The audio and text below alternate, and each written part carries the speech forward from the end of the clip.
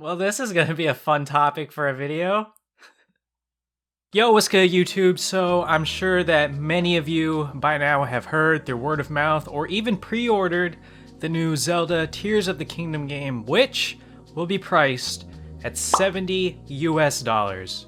Now, I've thought long and hard as to how I should go about this video, and I've decided that I should just give my honest thoughts, but also look into it reasonably and try to figure out Nintendo's honest thoughts on why they should price the game the way it is, and that way we can have a fair and open discourse on this topic, because let me tell you, it is a hot topic on social media right now.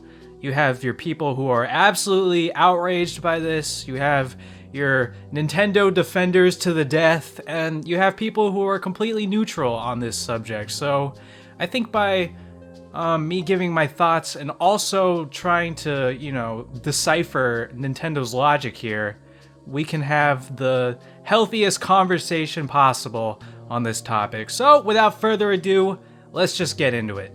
So, in my personal opinion, I don't think that any game on current Nintendo hardware should be priced at $70 US.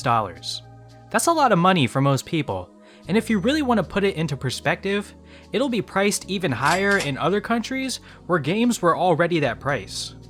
This to me is pretty crazy because the Switch has grossly outclassed hardware for the modern age, plagued with issues like constant frame drops, and although Tears of the Kingdom will undoubtedly have fun gameplay and over 100 hours of content, it will be running on the same engine as Breath of the Wild and reusing many of its assets, which isn't a bad thing, but it will now cost $10 more, which has left a bad taste in the mouths of many Nintendo fans. If you look at other games priced at $70 USD like God of War Ragnarok, one could at least make an argument that it's a next-gen game with more up-to-date specs, and that's why it's reasonable to pay a higher price for it. But even then, for many years PC games had higher specs than most console games and were priced the same or even lower. So while you could make the argument for a next-gen price increase, it's not completely justifiable.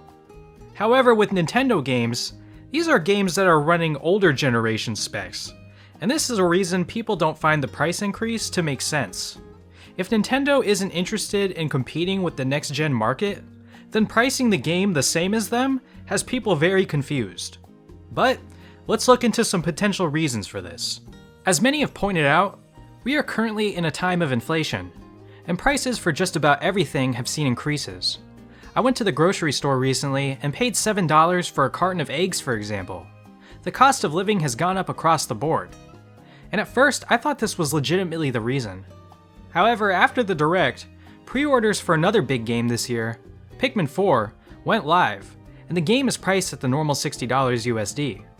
I looked at the Advance Wars reboot, which also has a confirmed release date this year, and that is also $60 USD. So why is it that Tears of the Kingdom is $70?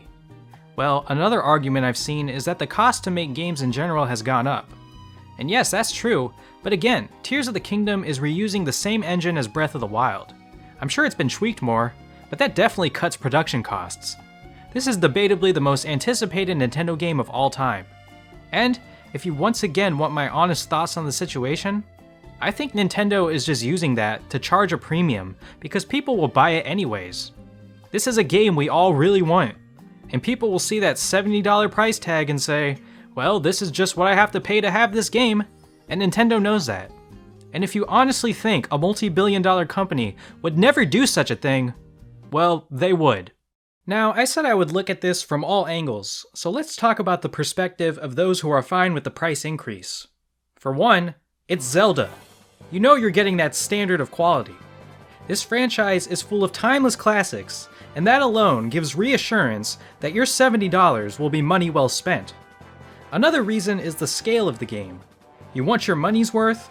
Well, Hyrule has you covered with potentially hundreds of hours of gameplay, full of secrets, side quests, fun mechanics to mess around with, the list goes on. So again, the most bang for your buck. And to be honest, this is completely understandable. I get where they're coming from with this, I genuinely do. This will most likely be a Game of the Year winner, much like Breath of the Wild. But also much like Breath of the Wild, all of those positives I mentioned are also in that game for a standard price, and I have yet to see a concrete, legitimate reason as to why this game will cost more.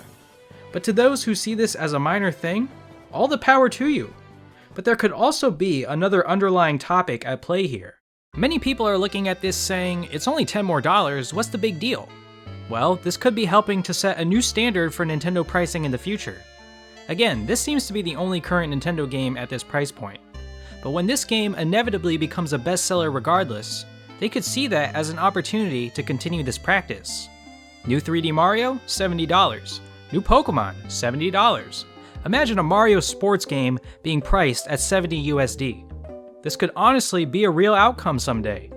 In my opinion, if Nintendo truly wants to go this route, they need to do this with a next-gen console, not in the middle of the Switch's lifespan. It makes no sense to me to be doing that now when they clearly don't want to compete in the next-gen market with the Switch. Unless a Switch Pro or whatever you want to label it as is on the horizon, Nintendo should continue to charge standard $60 prices, and I think that they are running an experiment with Tears of the Kingdom. Overall, I'm disappointed to see this happen to a game I'm so excited for. But again, Nintendo knows how excited we really are. So, I know this was a lot of me rambling, but I would love to hear your thoughts. Are you okay with this? Are you against it? Are you neutral for now? Or are you still trying to even wrap your head around this? As always, thanks for watching, guys. I'll see you all in the next video. Have a great day. Deuces! Oh, I get it, you guys. The more that Link falls, the higher the price rises. That makes total sense.